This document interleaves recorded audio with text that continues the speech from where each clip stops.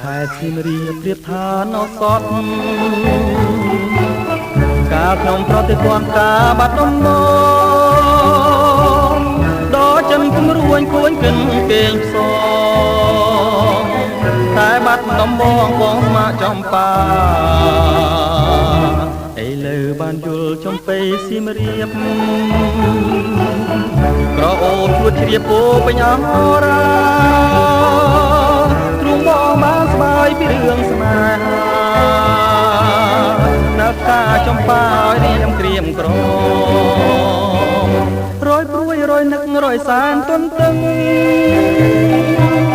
ពុំឃើញនំនឹងតែជ្រៀងផ្ដាផ្ដាំ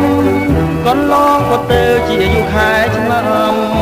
តាឲ្យទ្រាំចាំដេកទៅ